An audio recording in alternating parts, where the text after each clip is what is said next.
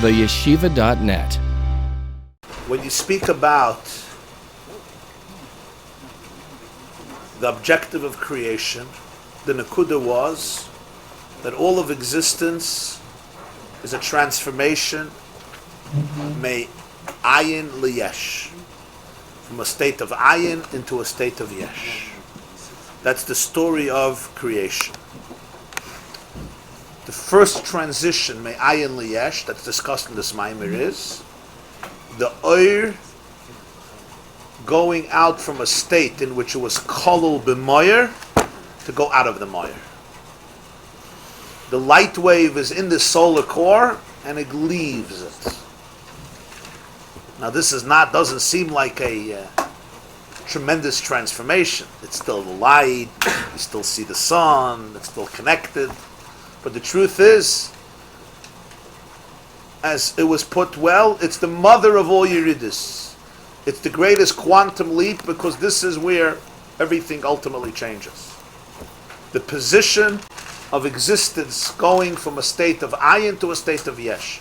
Or really, from a state where there's no existence, even though the potential for existence is all there. All the energy of the divine that will ultimately fill the worlds, from the highest to the lowest, are all there included. Potentially they're there. Yeah. What's called the koyach hamalchus, which is the fuel behind creation. Hashem wanted to be a melech. The koyach hamalchus is there. The ratzon for malchus, which is again the fuel of the whole world, is all there. It's called shmoi, but it's bilvad. It's all inside the source, and there's no differentiation, and that's why it's called ayin. Ayin doesn't mean it doesn't exist. Ayin means its existence is not noticeable. And it's completely comfortable in that place. It's the most powerful existence because it's one with its source. The beginning of creation is this leap. Ayin becomes yesh. What's the yesh here? The highest level of yesh. The first level of yesh is that the oir emerges. There's a divine energy that emerges as something that becomes the source of a world, the consciousness of a world. It starts with chachma. Ha-chachma may ayin timotzei. And it goes and goes and goes and goes, a whole ishtalshelus, an endless evolutionary order until you reach our physical world in which the separation, the leap from ayin to yesh reaches its ultimate crescendo, because here we don't even see ayin, all we see is the yesh. We feel the yesh, we feel the egocentricity of the universe, the detachment, the fragmentation, the separation. Everybody's on their own. And the sharks are all over the place. That's the status of this world. That's the Yerida. The Aliyah is, from this world, we start going back up, where the Yesh is capable of going back to meet the Ayin, and that's the Chiddush, the Shinui HaTeva, the laughter, the comedy, the humor that's generated through the Avodah, and only through the Avodah of the human being, in aligning the Yesh back to the Ayin.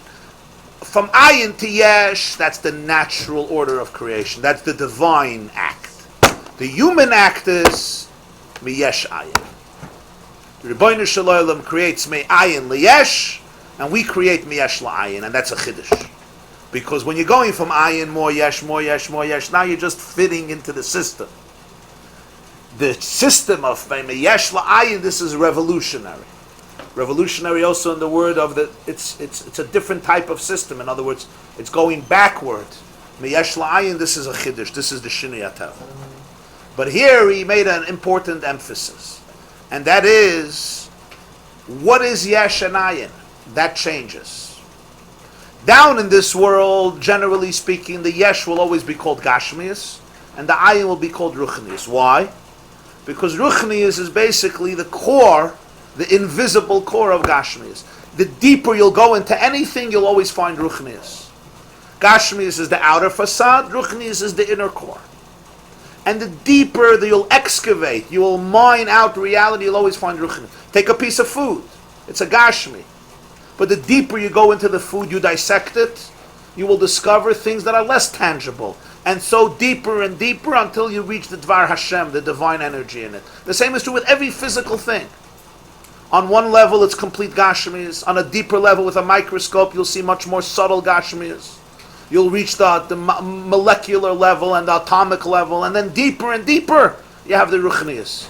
Bittul hayesh la'ayin means, what the Lashon of the Rambam and many of the Chaykim is, Hagbaras hatzura al ha'chaymer. That in every situation, you allow the chaymer to be led by the tzura, not the tzura be led by the chaymer. Chaymer is the outer brute material.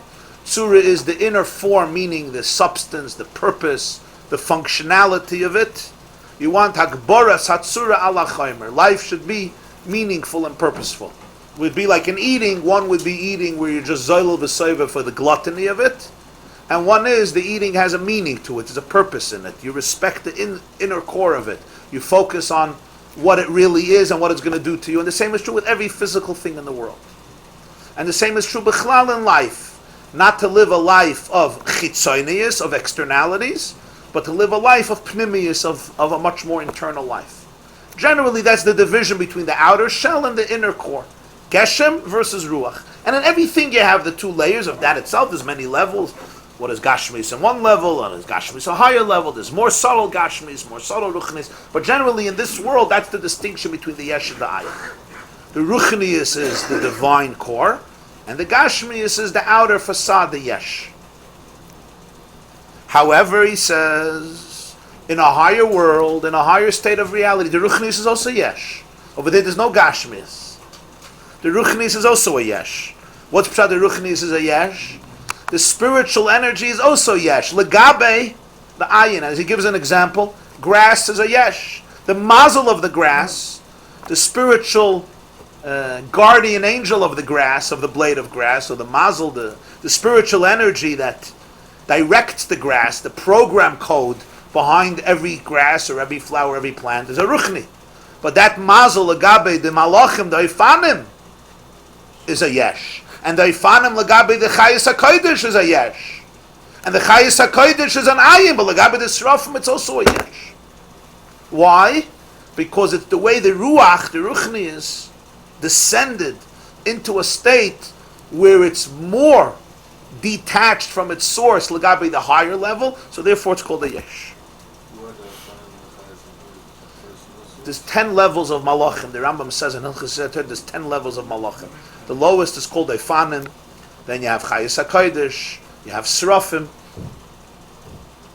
you have Ar-Elim, there's 10 madregas of malachim. So he says each one, legabe, the higher one, even though legabe it's all Ila v'Alul. Ila v'Alul means cause and effect, antecedent and the result of it. So one Alul, legabe it's Ila, it's Alul. Legabe it's Alul, it's Ila. Right? You come from your mother, but your mother is a child of her mother. Her mother is the source of your mother, but she is a child of her mother. And so forth. So one level it's an Ila, it's a source, it's a spiritual source, but really it's an Alul from a higher one. And so forth. The malachim are actually sourced in the previous stage of the malach? Yeah. That makes us at a higher level or a lower level? Are we closer to the source? Or further, or it's the same? No, in other words, even what we in our world we call ruchnius ayin and gashmi yesh. But he's saying when you go to a higher plane, the ruchnius, which in this world was called ayin, is actually called yesh also. Yeah, of course. Yeah. Valze amru, and this is the deeper meaning of what the Chazal said in Masechta Shabbos. 1, 2, 3, 4, 5, 6, 7. 7 lines from the bottom, page 154, the first column. Valze amru, on this Chazal say, Kol bali hasher yotzin b'sher v'nimshachim b'sher. So Mishnah Masechta Shabbos, Bameh beheme yotza, bameh beheme eina yotza. An animal goes out on Shabbos. What parts can it carry on Shabbos and what not? So the Mishnah says, Kol balei hasher. Sher is a collar, a leash. Kol balei hasher. All the animals that go out with a sher, they go out with a leash, with a collar around their neck.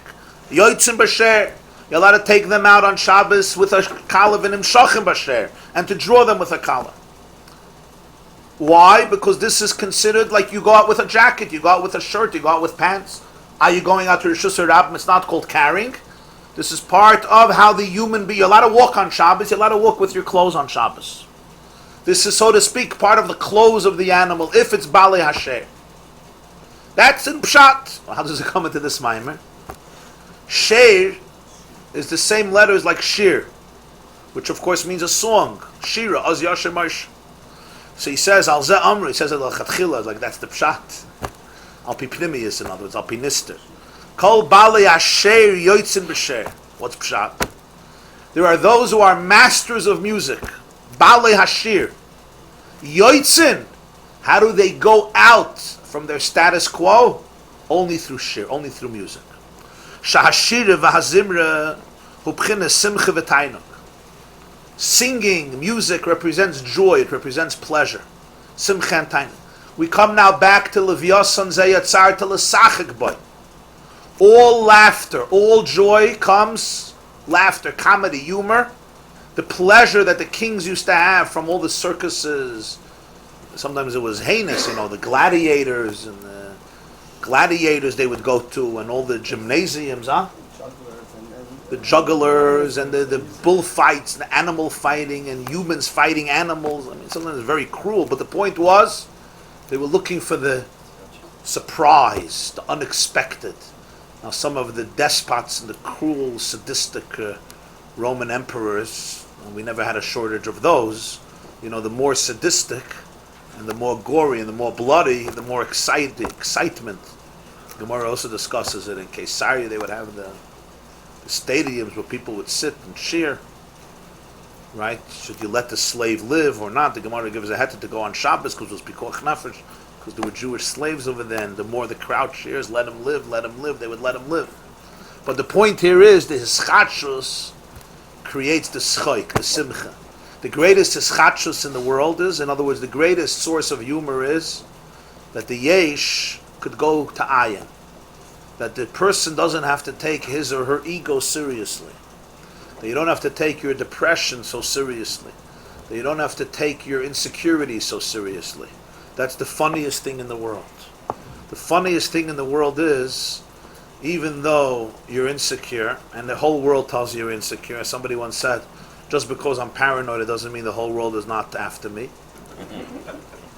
So even though you're paranoid and you're insecure and you have a bunch of issues, you could look at all of them in the eyes, you could stare at all of them in the eyes and say, Afal Pikeh, I'm not going to be defined by it. That's a chiddush. That's the chiddush of life. To be able not to take the yesh so seriously. To be able to look for the ayin, the place of endless possibilities. All yesh means rigidness. It's fixed. This is what it is. Ayin is a state of endless possibility. There's no fixed reality. Whenever a person challenges the fixed reality and says, let me surprise myself, you turned your yesh and you've lifted it up back to a state of ayin. That creates the greatest tzchoik, the greatest simcha and tainuk. That's always associated with music. So he says, Shira v'zimru b'chinas simcha v'tainuk, shu b'chinas yitzi'asa min narteka. This is always associated with going out of your nartek. Nartek is your sheath, your bag, the bag that contains you. Hu b'chinas kelim shalahem, the vessels hamagbilim moisam which limit them. Ki yadu, as it's known, shekol achiyus hanimshach l'nivrayim, hu b'chinas oides v'kelim. This is known that all the chiyus, see, every line here is a statement, the soidus of Torah Sanistar. All the chiyus that comes to all creation is always comprised of two states, two dimensions, oiris and kelim, always. There's the light and there's the vessel. Through the shir of the angels, they leave their kelim, their vessels, to be included with the light of the Infinite One, blessed be He, literally, as the Pasuk says in Tehillim, in His space there is strength, confidence, and chedva, joy. And therefore they want to go back to the source, and that's the yoitzin b'sher, they go out of their kelim through the shira, which represents leaving the nartek, leaving the keli, that is magbil you. In other words, going out from the state of yesh back into a state of ayin, and even the ruchni, which is yesh lagabe the higher pechina, goes into a state of ayin. What's the nekuda here? This is the power of music in life. What's the power of music? You see that music stirs people in a very profound way. The koyach of music, the koyach of singing, the koyach of negina is extremely one of the most powerful forces in the world. You see how the youth gets enamored by music. They have a music star, they become addicted to a person, right? And nothing interests them but that. There's people who could listen to the same song hundreds and thousands of times, and not only do they don't get bored, every time they get more ecstatic. It touches a very deep chord in the human soul. What is the nekuda here? What is the koyach really? Lav dafka people identify it this way, but that doesn't mean it's not there. It may not be consciously registered to be able to understand what it is. The real tachlis of life is to go from yesh to ayin. That's the objective of existence. Because it's the objective of existence, whenever you tune into a place where you're getting closer to the objective of existence, there's more pleasure there. Because, understand, there's a purpose to existence. The purpose to existence is basically God's pleasure in existence. When I create a company, because I have a certain pleasure in this type of company, the money it's going to make, the success it's going to have, the impact I'm going to have, whatever the pleasure is, Gashmi is, Ruchni is, egotistical, selfless, a combination of everything usually. The more the company is fulfilling the purpose, the more my pleasure is coming to fruition. The less it's fulfilling its purpose, the less tainuk. So therefore, the more the person in life is touching those fuses that get close to the purpose, the more tainuk there's going to be. The Balatanya writes that one of the greatest pleasures in life you see is during intimacy. The relationship between the ish and isha, which is a big pella. How did that become so pleasurable? So the evolutionary scientists will explain to you, it's a trick. It's basically a trick. Genes want to be propagated. And what did your mother say when they used to think that eating bread was a good thing? I mean, today bread became the malach hamavos, but in the olden days, your mother would tell you, eat bread, eat something real, right? What do you stop eating cucumbers? Eat bread. Bread was lechem levav enesh yisod. Today, bread mamash became the satan, the malach hamashchas bechvoide ba'atzmai. The worst thing you could do for your life is eating bread, especially if it's wheat. Hoyel esi al tiftach pella satan. Don't get close to it. If it's barley, if it's Michael behema, maybe. But if it's a Michael Adam like chita, it's yaharig v'ayaver. It's better to die but not to eat, because that's going to kill you faster than dying. So yaharig v'ayaver, better to die right away than eat the wheat, which is going to be a slow, prolonged, torturous death, known as carbs. So I'll call upon him. How did I get into this? I forgot. Oh, when your mother... your mother wanted to tell you to eat bread. So what did she put on the bread? Today, again, it's Yehareg Vayava. She would put jam, right? Jam. So what did the kids do? The kids would lick up the jam, you remember? You licked up the jam and you threw out the bread. That's what you did. That was the derech. No, but the purpose is the bread, not the jam. So they tell you that it's basically a trick. Your genes want to propagate. Survival of the fittest. How do you do it? You got to put some jam. So evolution created excitement. It's not real. Romance is not real. I mean, this is the common explanation of secular evolutionary psychologists and scientists. It's a scam. Nature wants to scam you. How do I get you to eat my bread? I put jelly on it, I put jam, I put peanut butter. I give you ice cream afterwards. So the whole intimacy became exciting as a natural trick, nature's trick, to get people to do it. Who would do these types of things, right? So you do it in order, it's enjoyable, but really we're hoping for we want the bread, we want the child, we want propagation.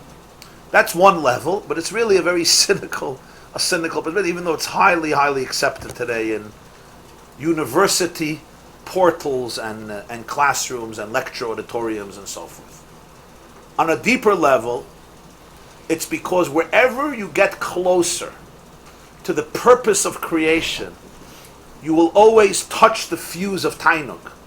Wherever you get closer to fulfilling the purpose, you get closer to God's pleasure. And since He is the source of all pleasure, so therefore you will experience pleasure. Where's the closest a person comes to transforming yesh into ayin? It's really when a person creates a new life. When a person creates a new life, they're creating something eternal. They're also becoming godlike. You're becoming like a boirei olam. You're going out from a selfish person to become a giver, a mashpia. That's where you touch the purpose. And therefore the tainug over there is deeper than all the tanugim. That's what the Alter Rebbe writes. Which is a hafladik avart. Because very often, even in Judaism, we embraced a lot of the Christian modality where intimacy and relationships are seen as filthy and dirty. Some boys and girls are taught that it's like Nebach, b'di'evid, Nebach, you have a husband, he's a behemoth, so you have to do certain things. And it's really a horrible thing that became, I'm not going to get into it at the moment, but this is really contrary to, the Ramban says it's Kodesh HaKadoshim, etc. The yesod of Yiddishkeit is that the relationship is a very, not only it's holy, not only it's powerful, but it's divine, it's actually divine. Like everything that is divine, it can be misused. Like everything that's powerful, it can be destructive. Like everything that's sacred, it can be experienced not according to its true power. But when it's experienced with its true power, ein lecha davar gadol mizah. There's nothing greater, nothing holier. And men have to understand this, and women have to understand this, and really appreciate this. And without it, it makes a lot of churbanis and problems in hashkafa and in shalom bayis, and in a lot of situations. It's not a Jewish model. Asceticism and segregation, and making it as a shitte in Yiddishkeit, and forcing it upon couples is not a good thing. But let's not get too much off the subject here. Whenever we touch those fuses of divinity, we come closer to pleasure. Music, what is music? Kol balei hashir yoitzin b'shir. What music always takes people out of kalim. Whenever something takes you out of kalim, you're going from a state of yesh to a state of ayin. And therefore, there's a tremendous simcha there. There's a tremendous tainug in it. What's the pleasure people feel? They hear music, they want more. They love it. They hear the symphony and they melt. That's the word. They melt. What's melting? Melting means you leave your ego. Melt means you become softer, you become loose, you surrender, you give in. You don't have to hold on. We usually walk around life like this, right? Everyone with a bulletproof vest. Don't touch me. We sit like this and we protect ourselves, especially at a shiur. You sit like this, you make sure nothing gets close here. So you sit like you're really protecting you. Huh? Nobody here sits like this. I'm talking other places. I'm not looking over there. I'm amshach. In a moment of music, a moment of shir, you could surrender your ego. Why could you surrender your ego? Really, everybody wants to surrender their ego. The ego is fake. The ego is not real. The ego doesn't have mamashas. The ego is yesh. The higher you go to yourself, the more you become one with everything. The more there's ayin. When you go to the core, you're so one that you're not even noticeable. You don't have to be noticeable. You have to be noticeable when you don't really exist. The less you exist, the more you have to be noticeable. The more you exist, the less you have to be noticeable. The more you exist, the less you have to make an imprint. The more you exist, the more you have to make an imprint. When you tell somebody, come on, leave your mark, leave your mark, leave your mark. When you really exist, I don't have to tell you, leave your mark. You are the mark. So therefore, all song, all music, what it does is, it has a koyach to create a situation where the person is released from the keli. Everything in this world is oides b'kelim. There's no chiyus that comes into the world that's not, what is there, klal. All the chayus is oides and kelim. What is oid? Oid is the energy. What is keli? Keli is the container of the energy. You can't live without it. Take our human life. There's the soul, there's the electricity, there's the energy, and then there's the guf, there's the body. And the two have to work together. The earth comes through the keli. If you detach the earth from the keli, you don't have life. The same is true with everything.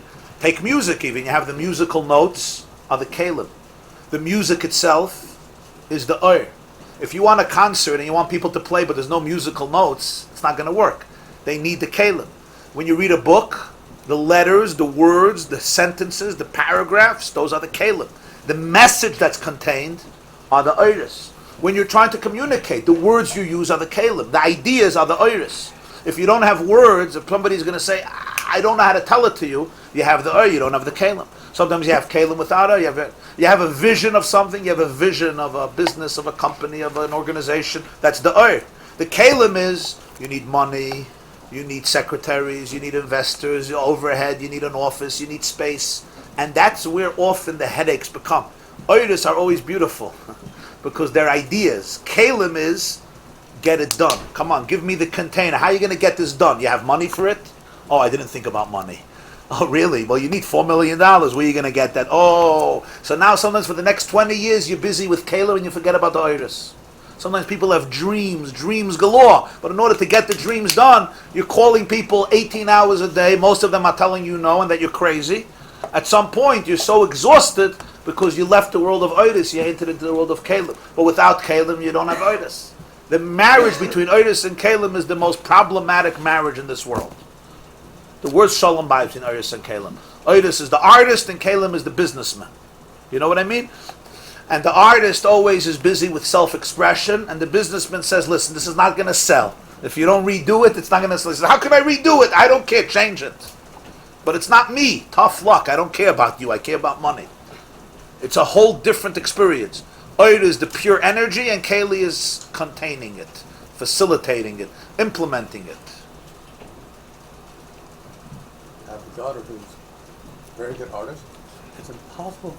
She can't stand to work at a job unless she's drawing. Yes. And of course, they're fired. Yes, artists have a problem. Yeah, a lot of artists died broke with their paintings in their basement, and then 200 years later, their paintings are selling for $16 million. They couldn't pay for their own matzeva. That's how broke they were. Yeah, take Van Gogh, composers, musical artists. They were unbelievable talents, but they weren't ready to conform. The world of Kalim is the world of conformity. That's what a Kali means here. A Kali means there's a certain size, there's a certain shape. You want to come into a Kali, this is how you have to be. You don't want to be this size and shape, find somewhere else. You need an agent. Agent is a Kli. Yeah, and agents drive their people crazy. They drive their artists, the creators crazy. That's what agents do. It's writers and editors. I grew up in the home of a journalist. I used to see this all the time. The editor knows he has 1,000 words for the article. He doesn't have more space, right? The writer decided he has an idea. It's 4,000 words. The editor says he got to cut out 3,000 words. He says, no way, this is brilliant. This is more brilliant than Einstein's theory of relativity. The editor knows he has to fill up the page. He can't print another few pages because money or whatever, readership. So you know what happens here? They say in Yiddish, a Schreiber starbt nicht von Herzfällen, starbt von Druckfällen. The writer doesn't die from heart failure. He dies, I don't know how to translate this, from misprint, from print failure. It doesn't work in English. But from print, he sees a mistake in the article of Et Meshuggah. They cut off a paragraph and he's ready to die. It's a world of Oir. Everything is a marriage of Oiris and Kalim. Always. Within yourself and within other people. And your Kalim may be different for other people. And the same is true with a husband and a wife. Sometimes one is more Oir, one is more Kali, yeah? One is very practical and one is more aloof, visionary, right? The guy comes home and he tells his wife about his dreams and she says, just get a good night's sleep, do me a favor. Or the other way around, right? Shlav zechos, you're having a bad day. You didn't take your pills yet. Etc. So there's always a marriage between Oiris and Kalim. Shira, Nigina, Zimra, is yoitzin. It takes you out of the keli. Kol bali ashir, yoitzin b'shir. Through music, they go out of their keli. There's always a nekuda in shira where you feel that the kelim are not so powerful. There's a sense of sweetness, of melting away because the oil gets liberated from the kelim. Or in the lashon of this maimer, the yesh comes closer to its ayin. Because the more keli, the more yesh. The more the more ayin. And in every level, there's a different level of keli. What in this world is keli, in the lower world becomes oir. In the lower world, it becomes oir. Again, what is in one world ayin, in a higher world, is yesh. Because the ayin there is deeper. So there's music in every world, there's music. Everybody's always singing. You have Perik Shira. Everybody sings. If you wake up early enough, if you wake up these days 3:30 before Alois Shachar, you'll hear not only the roosters sing, all the birds have a concert. The concert is over at 5:30. It's over. You missed it. Huh? The coyotes sing and the bird says Lebedekum Freilich. What are they doing? So the Chazal say everyone has a shir. They all do vasika. They daven before vasika. It's all shir. Every world is shir. There's music for animals. There's music for birds. There's music for insects. There's music for humans. There's music for angels, and there's music for souls. It's called shiras hamalachim, shiras. And in every mibchin, it's called balei hashir yoitzin b'shir. They go out through shir. There's a Maisa, the Balatanya once came to a city called Shklov. Shklov is a city in Lithuania. It was a very, very prominent city, full of Talmidei Chachamim. And he came from Lithuania, which is why the Maggid's Talmidim used to call him the Litvak. Officially, among Hasidim, the Lubavitchers, the Chabadniks, they were the Litvaks. The Alter Rebbe was called the Litvak, the Lithuanian, not only because he came from there, because his style was that style, his rigorous analytics and lumdus, and it was not, so to speak, the Polish style. It was very, very analytical, extremely cerebral, and you could see it in his Shulchan Aruch. You could see it even in his Chassidus. The Maggid of Mizrich once was explaining something, and somebody asked, "What do you have to explain it so much?" He said, "Val de Litvak." He turned to Alter Rebbe, he says, "Val de Litvak is when geloibt garnished bis erzählt iber." He doesn't believe anything till he counts. So he has to explain it. So the Balatanya, therefore, he was very well familiar with that area. He came from there. And Lyozhna is near the Lita. That's where he came from. He was born there. And it's Belarus, Lithuania on the border of each other. Depends who won the war. Every Monday and Thursday, somebody else won the war over there. Went from Lithuania to Russia, to White Russia, to Belarus, and so forth. Depends on Putin's moods or the Tsar's moods. So in any case, so he came to a city of Shklov. Now Shklov these were the fortresses of the world of Lumdus, of Torah, the Litvische world in those days. It was filled with Talmidei Chacham. And there was also tremendous opposition to the world of Chassidus, which came from the Vilna Gaon in Vilna. But all his followers, all his disciples, and all the people there was tremendous opposition. So the Balatanya once came to Shklov, and they asked him to give, so he came to the shul. They knew who he was already. They started to attack him with questions. There was a Yid, one of the biggest Goyinim of Shklov. He was known as Rabbi Yosef Kolboy. Kolboy means Kolboy, is everything in him. He was like a Gon Oilam. He was well known, a big Gon in Shklov, Rabbi Yosef Kolboy. So he told the story. Rabbi Yosef Kolboy said that everyone attacked him with kashas. Just attack to show, that he's ignorant, doesn't know. Hundreds and hundreds of questions. It was almost impossible to juggle. He comes in, this one is screaming. All types of questions in all parts of Torah, especially in Halachin, in Sugis, in Shas, in Poskim, Rishonim, Achronim. So the Balatanya asked if he could go up to the Bima and say a few words. He said, yeah. So he went up to the Bima, and instead of speaking, he started to sing a niggin. Now he was an unbelievable, brilliant composer. Balatanya was a brilliant composer. I mean, you hear his nigunim, Avinu Malkeinu, Kol Doidi Doifek, the Dalit Bobus, everybody knows it. I mean, these nigunim have tremendous depth. He was an unbelievable composer and an unbelievable Baal Menagin. And it was interesting how many chushim he had. Usually a person who has a tremendous chush in halacha doesn't always have a chush in nigin. It's very different personalities. People have a chush in halacha, very technical. They have to be. They're technocrats. They're brilliant in it. You know what I mean? They love shiurim. They go crazy. They love shiurim and dikdukim. They get excited from it. Nigin is not their field. It's a whole different field. Yeah. People have a chush in Kabbalah. They usually don't have such a chush in Toysvus. It's different, Oidus and Kalim, yeah. It was unbelievable how many chushim he had, and he brought them together. That itself was an incredible phenomenon.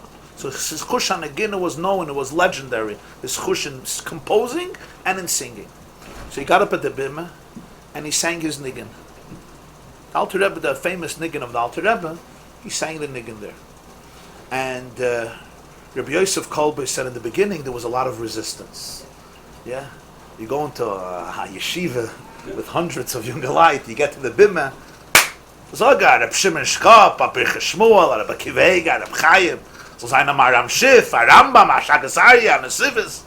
What is this, a kumsitz? This is good in Pomoni, he'll make a kumsitz. but it's not that it comes. This is real stuff. So there was a lot of resistance in the beginning. Rabbi Yosef Kalba said, but as people were listening to the niggin, they melted. And Rabbi Yosef Kalba said that you should know that when he finished the niggin, all the questions that people had were answered, including my questions. Why? They asked the Balatanya why, what happened. So before he started the niggin, he said, Kol Balei Asher, in shul, Kol Balei Asher, Yoitzim B'Shir, V'nim Shachim B'Shir. Malachim and Neshamas are called Balei Asher because all their life is music. They always sing. Yoitzim B'Shir, whenever they want to go out from their present keli, they need music. Music are the wings of the soul. Just like the feet allow the body to transport itself, a boat or a car or a helicopter or an airplane allows the guf to go from one place to another place. What allows the neshama to go from one place to another place? A niggin. Called Balei Asher Yoitzin B'Shir. You want to go out from where you are and relocate, you need shir. V'nim Shachin. And whenever they want to be mamshich, they want to draw down energy, that's the continuation of the Mishnah. He doesn't mention is also B'Shir. So he says, Lama Zingin Anigin. And that's when he started to sing the Niggin. Rabbi Yosef Kalbai said their minds opened and their questions were answered. Why? So the Alter Rebbe explained every question comes from the fact that the Keli is eclipsing the Oir. Through music, you go out of your Keli. The moment you go out of your Keli, what was a question is not a question anymore. Because a question is always from the fact that there's a concealment of energy. The more you opened up to the energy, the question goes away. The Baal Shem Tov once said, for every question, I'll give you an answer. For every answer, I'll give you a question. What's pshat? Because what is in one level oir, in a higher level is keli. So for every answer, for every question, I'll give you an answer. We'll go out, we'll get an answer. But for every answer, I'll give you yet another question. Because that, what he says here, what is ayin in this pchina, is yesh in another pchina, so it has a kasha. And then you need the ayin over there, which becomes yesh lagabi another pchina. So it goes Esev and Mazel and Eifanim and Chayis HaKodesh and Srafim and so forth. Rabbi Yosef Kolbe then became a huge Talmud of the Balatanya after the story. And so this is the Nakud of all shir, all music. This is what it does to a person. That's why it has such a koyach on people. You have musical celebrities, they have such a spell. Now it's not always productive. But it takes people out of their kalim. What does it do with it? You see we have. I don't know how many of you ever saw what people look like at a rock concert or some of these concerts. There's a level of ecstasy, and that's even before they start taking this various substances, the samamane haktoides, more than 11. But what happens there is, it's not only that, the music itself, it has a tremendous koyach. What is it? It's the koyach of yitziyah min hakelim. But the nekuda of it in kedusha is the yesh comes closer to the ayin. Whenever the yesh comes closer to the ayin, whenever the parameters melt away, you go to a place of oiz v'chedva b'mkoymai. In his space, meaning in the space of Ein Sof, there's always chedva. Why is there always chedva? Because there's no kalim that are magbalit. And that's why there's a lashon Ein simche kataras hasveikas. The lashon is from there's no joy like when doubts get resolved. All doubts is a helim on the oir. It conceals the oir. All friction. You have sometimes a situation of people who are in a relationship with a lot of friction. Just a lot of friction. What friction means? There's walls. The kalim are too big. I'm in a keli and you're in a keli and we don't connect. So imagine you have ish v'isha zachu, shchina shruya b'neiam. Loi zachu, what happens? So then he's in his wall, she's in her wall, and they talk to each other through walls. It's very uncomfortable. It's extremely uncomfortable. It's very tense. Everything is always protective. It's always defensive. You know, people are always defensive. Everything is defensive.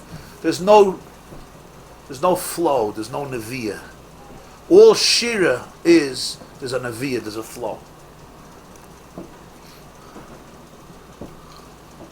That's why when you come home at night, the best way to do it is come home singing. You don't open the door and say, good evening. Then you're going to get a Kabbalah's Panim Azavi Loit. The best is, you come in, good evening, how are you? Everything with a musical. Create a musical. You come in, because Negina, people go out of their kalim, you'll see there won't be resistance. Try it out. Reb Nachman of Breslov once said that the difference between speaking and singing is as follows. When somebody gives a speech, if I am talking and in the middle of I'm talking, you're also talking, which is the minig by Yidden. So then there is a word for it. The word for it is interruption. The person is interrupting. What happens if I'm singing and in the middle of my singing you start singing? It's called harmony. So he said the objective of life is to stop talking and start singing. People who talk, everybody's interrupting them. People who sing, everybody's harmonizing with them. So when you come home and you talk and your wife answers, she's interrupting you. But if you're singing, then she's harmonizing with you. But here's the chiddush. There are people, I would say, that even when they talk, they sing. And there are people that even when they sing, they also talk. But in talking, there's interruption. Why is there interruption? Because speaking is a world of kalim. That's why in speaking there's languages. If I'm speaking in Russian, you don't understand Russian, you don't understand. If I speak Hebrew, Yiddish, English, you don't know English, you don't understand. You don't know Yiddish, you don't understand. What happens if I sing? You could be a Chinaman, you could be a Frenchman, you could be an Italian, you could be a Russian, you could be an Englishman, even an Englishman, you'll understand. Why? Music is a universal language. Because in music you go out of kalim. The moment you go to the world of oiris, everybody understands. Kalim are divisive. That's what they have to be. Kalim are, I have my keli, you have your keli. I understand English. Words have to come into oisius, and oisius need a language, as we learned many times. The world of music is not a world of language. Everybody can understand. It's a universal language. In other words, it's a language beyond kalim. Hence, you're not interrupting me. Because negin is megala, a nakud of harmony, not a nakud of interruption. Words, I'm speaking, you can't speak. There's a time to speak, there's a time to sing, of course. But that's the vart, that the purpose of life is to stop speaking and to start singing. Kol bali hashir, yoitzen b'shir. All yitziyah. Shira v'zimra simcha and tainug. It's always going out of the kelim which are magbil. That's what shira is. And in every level there's shira. That's why malachim are always singing, neshamas are always singing. Because the purpose of life is to go from yesh to ayin in every situation. Where every situation go from yesh to ayin. That touches the pleasure of existence, because that's the purpose of existence. That's why music has such pleasure. Because in music, in singing, you touch the fuse that is negeya to the purpose of existence. And whenever you touch purpose, you touch pleasure, you touch tainug. And that's why there's such tainug and simcha in shira and zimra. Because in the yitziyah from kelim, you're touching the purpose, yeah? Is this why people learn with the nigun? Yeah. When you learn with a nigun, it's a different type of learning. It brings out a nekud of bli gvul in the gvul. Learning by definition is kelim. Because you have to understand everything. Right? Especially Torah Shabbal Peh. Trying to understand and get it. But the nigun gives it a certain touch that liberates it. You know, the Kuzri says why Jews shake during davening and learning. Why do they shake? It's a fascinating phenomenon. You never go into a library and see people like this, right? Or university hall, the professor is sitting and everyone is like this. Yeah, you don't do that. You read a book for character, you sit like this, yeah? You go, people learn, they shake. So it says in Zoya, the Kuzari brings it, Yehuda Levi brings it, because Neir Hashem Nishmas Adam. Yeah, and during learning and davening, the neshama is alive, and a neir can't be in one place. A flame always flickers, it sways, it dances, it's always shaking. You can't tell the flame, come on, calm down, just stay in one place. If it stays in one place, it's dead. Right? That's the neir, that's the shaking. The singing also is that nekuda of Yitziyah Me'akelim. I understand. Yeah. I understand about the title.